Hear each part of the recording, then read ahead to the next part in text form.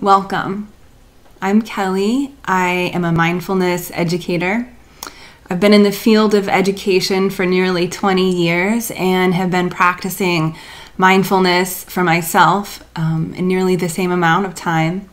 Currently, I work at a school in the South Bronx in New York City as the mindfulness teacher, and I also work with teachers to support them in bringing mindfulness to themselves and exploring mindfulness in their classrooms and their school communities.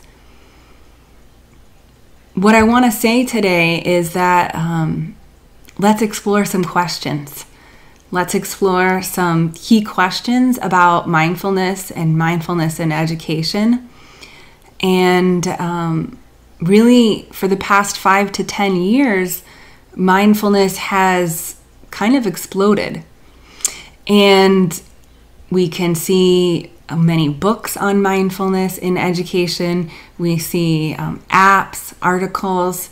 And so now we might take a look back and see what key questions are important to ask and see if we can examine some pitfalls and perhaps what our blind spots might be. And also really look at how radical mindfulness in education might be. What is its true potential?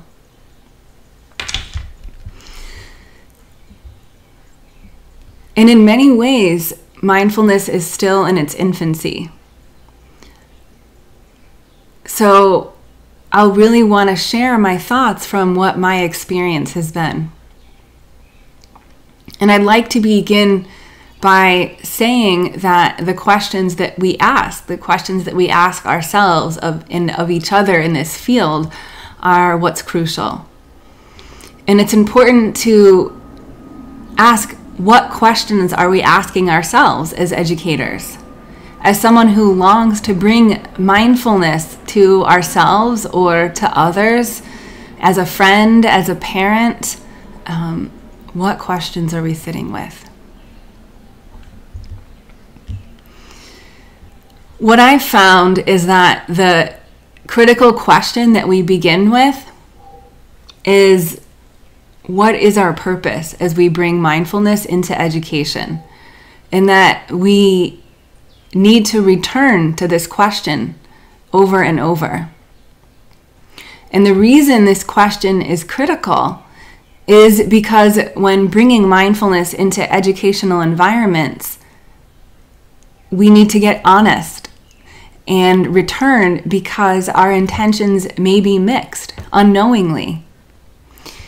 And that we can frame our mindfulness around 3 touch points. So we can think about mindfulness for ourselves. So what might be our intention for mindfulness for ourselves as an educator? The second touch point would be, we can really frame a critical aspect of mindfulness as noticing how our personal practice impacts our relationships. How does our practice impact our relationship with our students? How does it make, even we could just say like the vibe in the room, our presence with our students. How do we react when something we didn't plan for arises in the moment? And the third touch point would be exploring practices with students, with children, facilitating the practice of mindfulness. So this last touch point is not necessarily what I'll be exploring as much in our talk today, except for I really want to emphasize a key underpinning of trauma-informed mindfulness, which is choice, and embedding baked-in choice throughout facilitation of mindfulness, especially for children, as a key thing that might go away when a child impacts or experiences trauma. When a child is impacted by trauma, is their sense of choice, their sense of agency. So we could say that, to begin, that maybe the most largest potential is giving that choice back, a sense of power, the power to choose.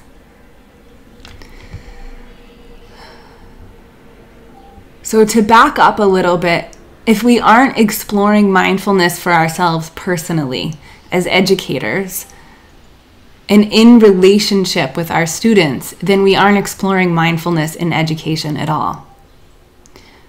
Our own understanding of the practice is where it begins. And it must be the priority. Our relationships must be the priority over imparting or exploring practices with children.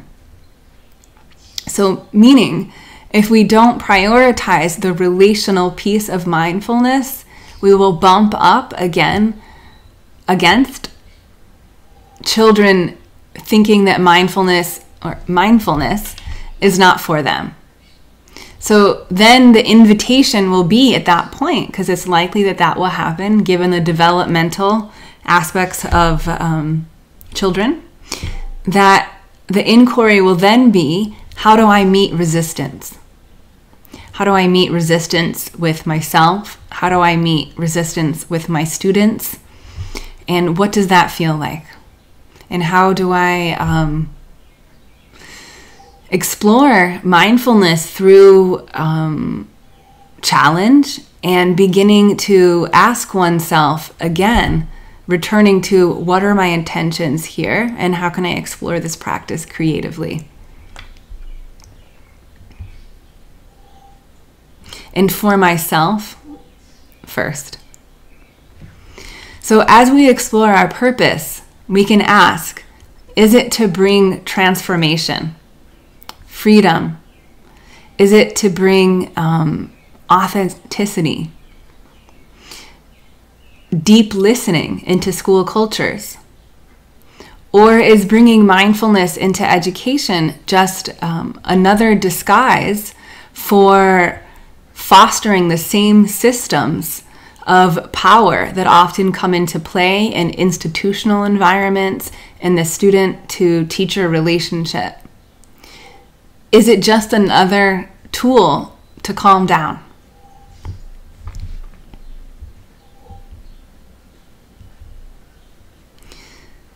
If we're drawn to bringing mindfulness into educational environments, this is the question we are responsible to return to. Are we stewarding children towards who they naturally are, validating their authentic selves, or are we simply maintaining order through mindfulness? So, if you are at all curious about mindfulness for yourself as an educator, I urge you to observe your intentions non-judgmentally and see how they play out in the moments again and again, and unpack your intentions, your purpose, and notice when our own conditioning arises. And maybe it might be individual conditioning or the collective conditioning. And what's important is that we have the courage to look and to know ourselves as educators so that we offer from a place of humble service. The next critical question that we ask is, what is the inner work of an educator? So even asking this question is radical and transformative.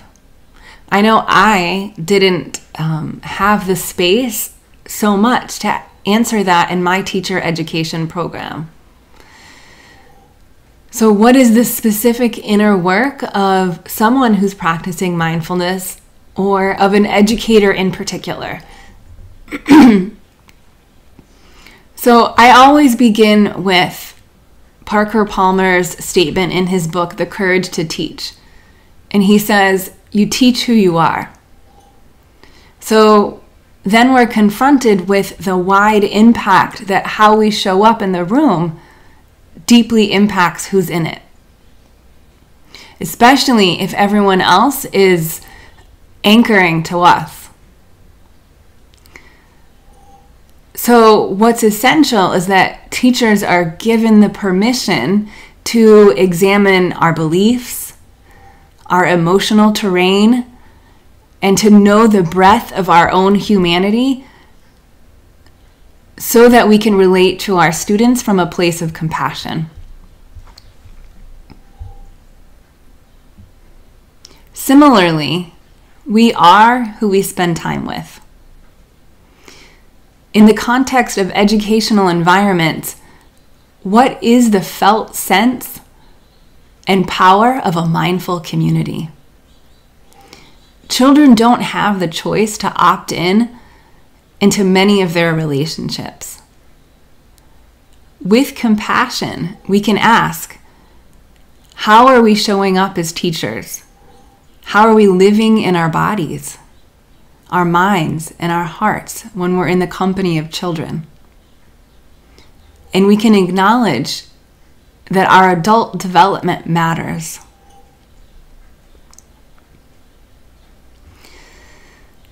Our inner work is knowing moments of pause, waiting and looking at our impulses. Our inner work is a responsibility toward examining our own trauma so that it doesn't leak out into our relationships with our students. And when it does, we do the work of courageous repair. Our inner work is to investigate how to compassionately hold ourselves through the challenges of being an educator, because it is challenging work. How do I meet myself as a teacher in all that arises while caring for, guiding, and holding space for learning in a classroom? Our inner work is being curious about what we might need to unlearn. For me, it's been a courageous look into my relationship with control, even in the smallest of moments with my students. How can I plan for this moment, in this moment that I didn't plan for? So, to summarize, the first touch point is knowing that teaching is a path of inner work for yourself and between yourself with your students, between you and your students, and noticing the impact of your practice. If mindfulness is allowing the fullness of ourself to come forward, to be honest, and we seek to give that same permission to our children, we must be in the experiment.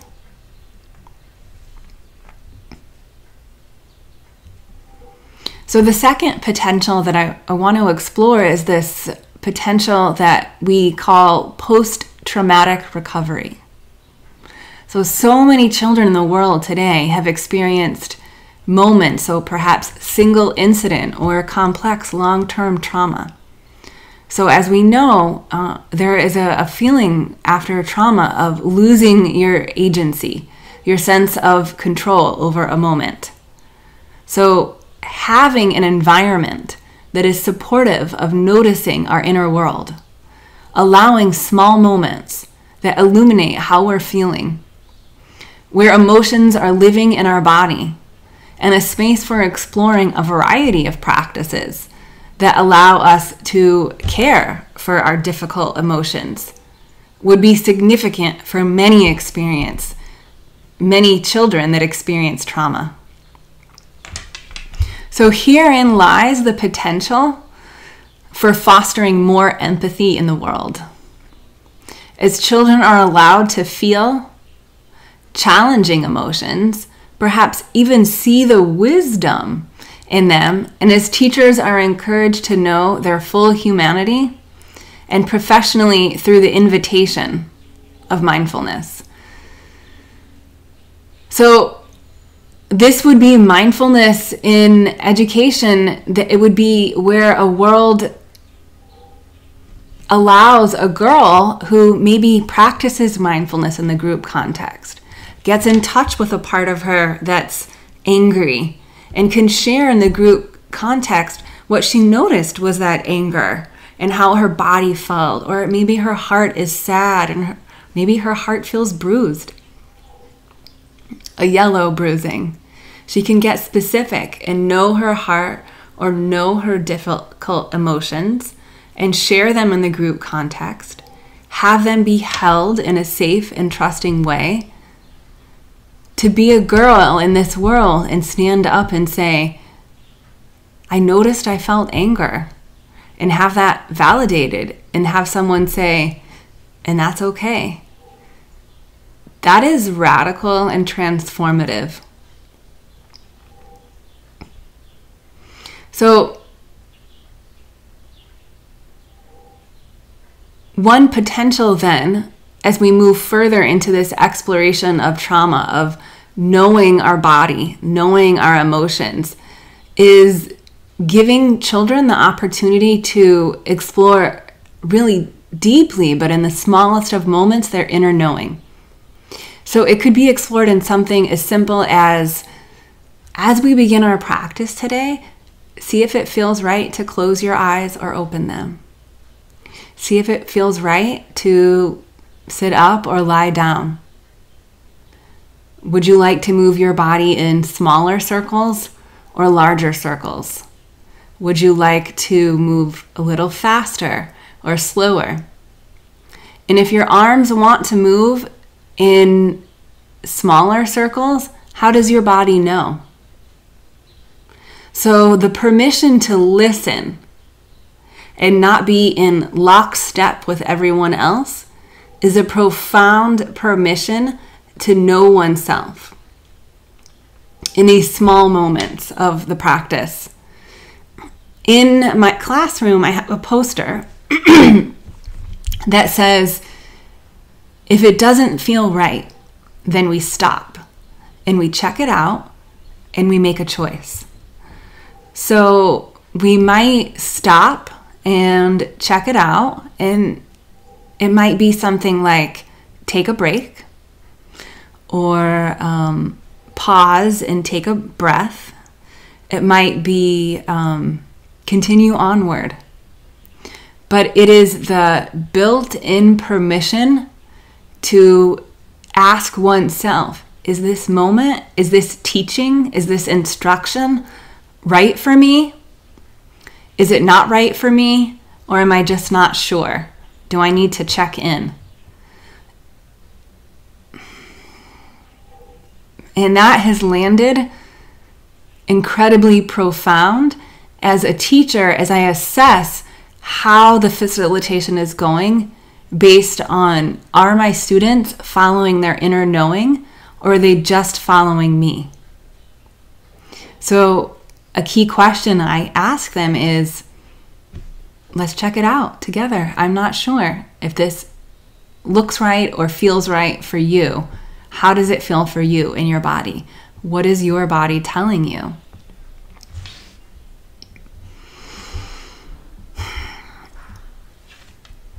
So we can expand this further into the metaphor of the brake, right? When someone learns to drive, the first place that we show them is the brake. So as educators, we can ask ourselves, we can assess, have we shown our students how to put on the brakes? Because a pitfall could be, while children are exploring, they might bump up against, oh, this is too much for me. This isn't for me right now. So have we baked into the structured environment that they can ask themselves, they can say no or take a break, and then continue on with the practice. So this is the embedded structured choice of mindfulness in trauma-informed practice. And I also really feel an obligation here to say that it's important for educators to really stay in their lane and build a collaborative practice when bringing mindfulness to children and communicate with other persons in the building, like social workers, when moments arise. So know and communicate to your children that there might be moments where more questions arise when a practice is explored, and be willing to have one-on-one conversations and listen to what happened and explore that with children. Because in a group context, especially in a practice that's deeply inward, there will be questions and explorations, and we're in this experiment together. So the inquiry of choice becomes the learning. But then the pitfall with trauma is that the investigation of sensations might not always be of ease. So when we explore and we come upon something that's not easy, we have to strike this balance. Maybe that's not for me now, and maybe I can build capacity for learning to explore what's uncomfortable. As a 5-year-old, can I explore my anger that wants to explode all over me? Can I have the experience of knowing that maybe all of myself feels angry right now, but there's a part of me that doesn't? Or that my sadness feels so heavy. But sharing it in the group context makes me feel known and seen. So there is an allowing of being with our experience when inviting children to see their emotional terrain as visitors, and to allow it all. That is part of the key thread, right? In education, when I first became an educator, we used to call feelings positive and negative. And now it's comfortable and uncomfortable, or pleasant and unpleasant. And we can invite them all as visitors in our house and get curious. I would say that would be another keynote, is the opportunity to be curious.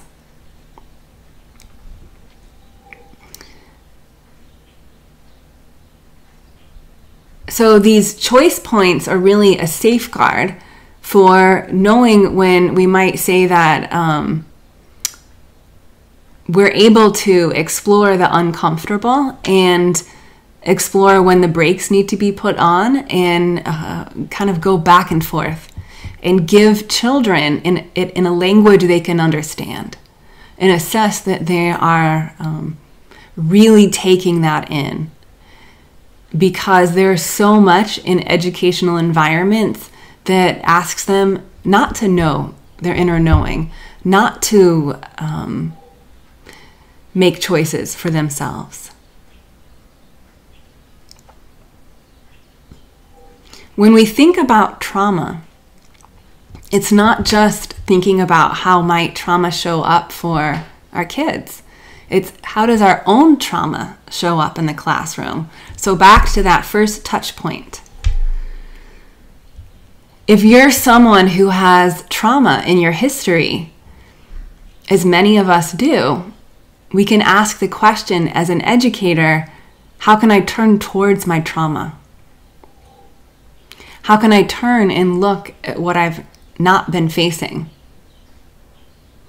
And we can even think about, if we're not sure, were there moments in our life where we felt completely overwhelmed? That we weren't sure if we felt our own sense of power. So for me, I knew that trauma that I experienced in my childhood was leaking out into my classroom when I'd feel tension in my whole body when students resisted what I wanted them to do. I started to take in the reflections of others, including, or most importantly, my students. I started to see them as teachers, to take their resistance as information and insight, and often wisdom, and to let go of this image of me standing in front of the room giving directions. I started to invite them into an experience and give them multiple entry points and exit points for their participation. those moments were part of my mindful teaching practice. And the gift of those moments was where my students started exploring their inner knowing. Was when I was able to step back and give them more space, give them more power.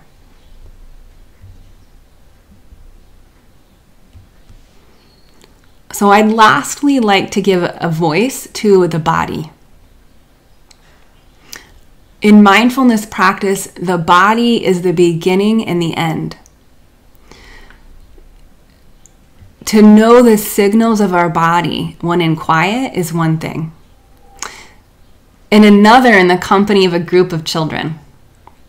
So to know the message that your body is telling you when you're overwhelmed, and to also know your body as a resource. So I use my hands on my heart when I teach, or my hands on my belly to settle it. I have a colleague who places her hands on her legs and rubs her legs to soothe her body when she's teaching, if she notices that there's tension building up from what's happening in the room. So it's an important inquiry to ask, what is it that brings you into presence? What is it that brings you into your own body? And explore that. What allows you to settle? If we'll be the anchor for others, it's important that we get intimate with what allows us to settle.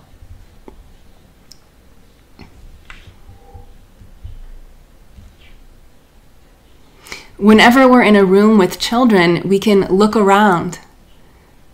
We can orient ourselves to the environment, listen to the sounds, see the movement, and then return back to our body. We can pause. And being in our body gives us the container to examine the moment. So for me, I've come back to really examining my own trauma again and again through these moments of pause. I had to really notice, what was it and how did my history show up in the room, and use my body as an inner resource if something felt overwhelming, to connect and have contact with my body as a refuge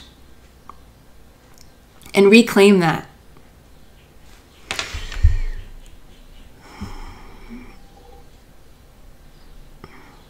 So one other last thought is to check our own beliefs. I use my own experience as a white teacher in the South Bronx, so mostly Black and brown students in the US.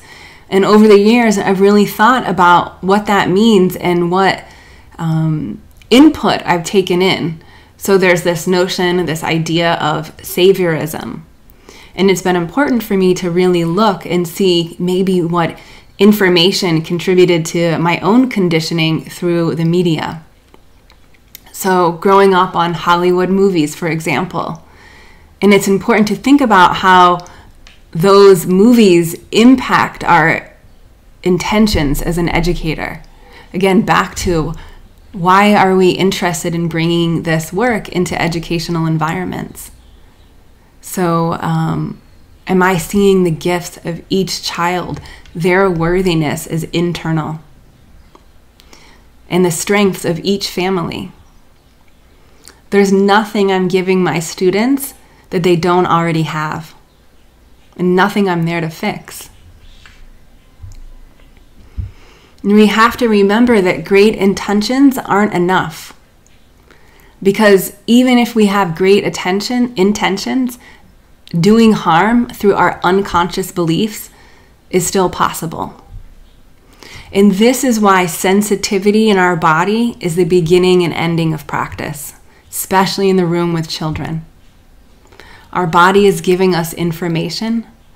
When something doesn't feel right about even our own thought process, it can be a live moment where we say to ourselves, I'm thinking something about this student or person that is contradicting the nice things that I'm saying.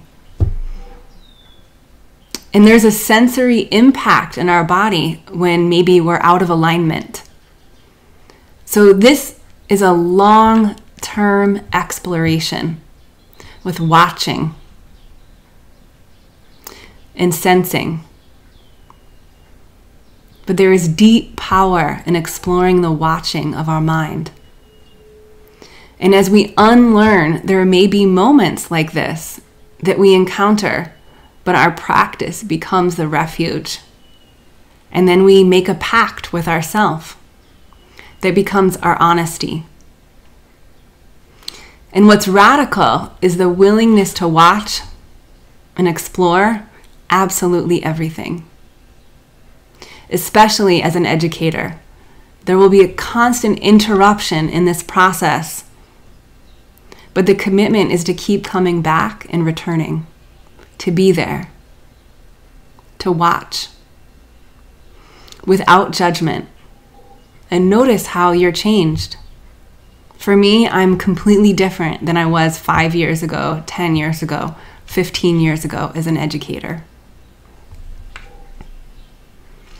And to know that it's a marathon, not a sprint. So there's no quick fixes with mindfulness in education. Teaching is incredibly joyful and yet also incredibly uncomfortable. So it's important to keep coming back to awareness and watching the resistance that might arise. And to close, I would like to just re-emphasize these 3 threads for us today. The practice begins with ourself, learning ourself, integrating choice in as many moments as we can. Even asking, how do you know? How does your body tell you? Wanting to say in closure is that while there are a lot of strategies, there's a lot of skills out there, and teaching at the level of strategy and skills is important.